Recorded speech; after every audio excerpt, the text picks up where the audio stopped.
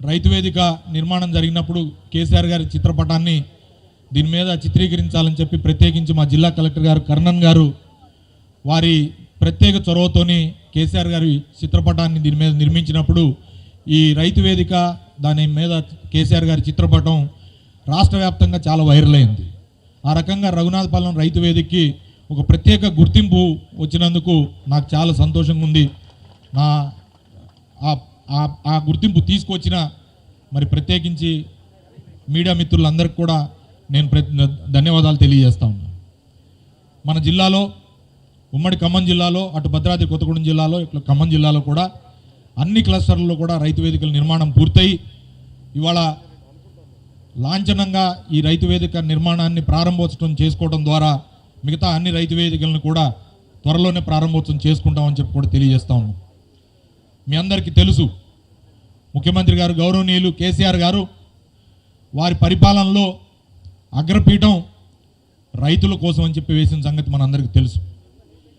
ఈ రాష్ట్ర ప్రభుత్వం ఏర్పడిన తర్వాత నుంచి ఇవాళ వరకు ఈ 7 సంవత్సరాల్లో దాదాపు 6.5 సంవత్సరాల్లో పెద్ద ఎజెండా రైతుల కోసమే ఈ ప్రభుత్వం వేసిందనేది అందరికీ తెలుసు.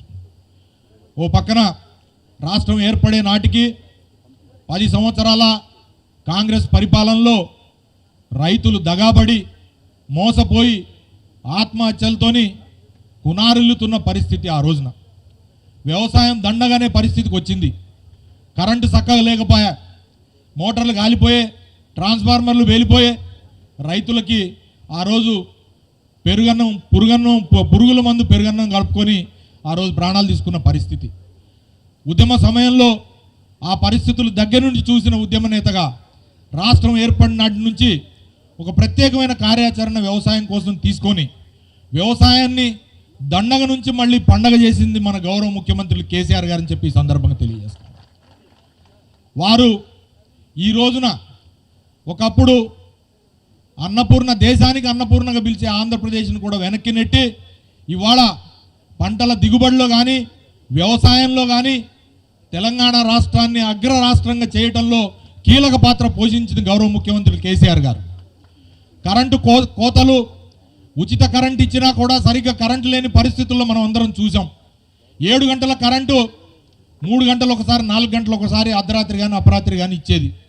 అలాంటి పరిస్థితుల నుంచి ఇవాళ 24 గంటల నిరంతర కరెంటుని రైతాంగానికి ఉచితంగా ఇస్తున్న ఏకైక రాష్ట్రం దేశంలో ఏమైనా ఉంటే అది కేవలం కేసీఆర్ గారి ప్రభుత్వం, ఇవాళ తెలంగాణ రాష్ట్రం మాత్రమే అని చెప్పుకోక తప్పదు. ఒకప్పుడు రైతులకు ఏదైనా సరే సాయం చేయాలి అని అంటే మనసు వచ్చేది కాదు ఏ ప్రభుత్వాలకైనా. కానీ రైతులకు పెట్టుబడి రూపంలో ఆర్థిక సాయం చేస్తూ ఎకరానికి ప్రతి సంవత్సరం 10,000 రూపాయలు 2 విడతల్లో ఇస్తున్న రాష్ట్రం దేశంలో ఏదైనా ఉన్నదంటే అది కేవలం కేసీఆర్ గారి ప్రభుత్వం, టీఆర్ఎస్ రాష్ట్రం మాత్రమే అని చెప్పక తప్పదు.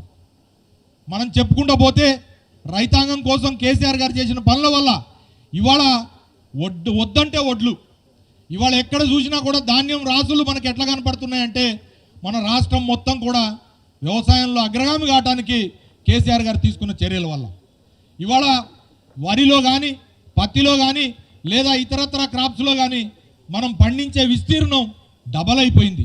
దానికి ప్రధానమైన కారణం సాగునీటి వనరులు, అలాగే నిరంతర విద్యుత్తుతో పాటుగా రైతులకు ఇస్తున్న రైతు బంధు కార్యక్రమం వల్లనే ఇది సాకారమైందనే విషయాన్ని మీ అందరికీ తెలియదలుచుకున్నా.